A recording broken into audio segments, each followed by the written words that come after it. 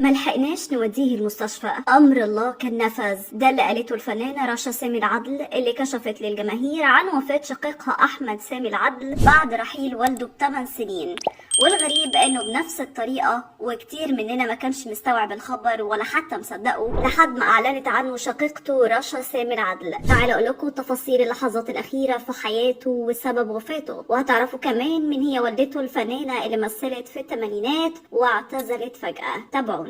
كلنا اتصدمنا بخبر وفاه الفنان احمد سامي العدل، كمان في حاله حزن كبيره في الوسط الفني اللي بقى كل يومين بيقوم على خبر وفاه واحد من الفنانين الشباب واحد ورا التاني. أعلن خالد سامي العدل وفاة شقيقه أحمد على الفيسبوك وكتب: نسألكم الدعاء، توفى إلى رحمة الله تعالى أخويا أحمد سامي العدل. كمان كتبت شقيقته الكبرى رشا سامي العدل: إنا لله وإنا إليه راجعون، توفى إلى رحمة الله المغفور له بإذن الله أخويا وروحي أحمد سامي العدل. وكملت منشورها وقالت: برجاء الدعاء له، اللهم اغفر له وارحمه وأدخله الفردوس الأعلى بغير حساب ولا سابقة عذاب، واجعل قبره روضة من رياض الجنة. كشفت رشا تفاصيل اللحظات الأخيرة في حياة شقيقها وقالت: تعب مرة واحدة وعانى من مشكلة في القلب وكان محتاج يتعمل له صمام في القلب وملحقناش نوديه أي مستشفى، لكن أمر الله نفذ. أحمد سامي العدل يبقى ابن الفنان سامي العدل من زوجته الأولى الكاتبة ماجدة نور الدين، وأشقائه هم خالد ورشا سامي العدل. أحمد سامي العدل دخل عالم الفن من طفولته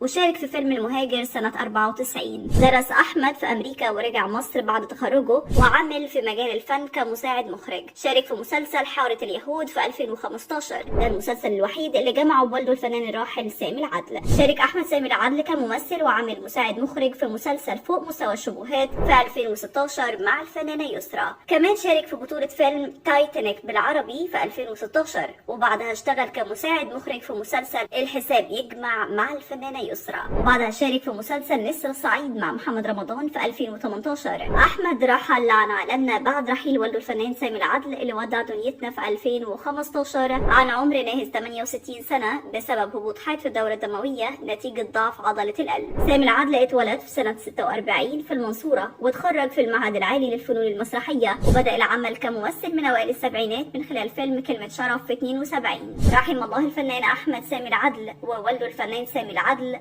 وأسكنهما فسيح جناته.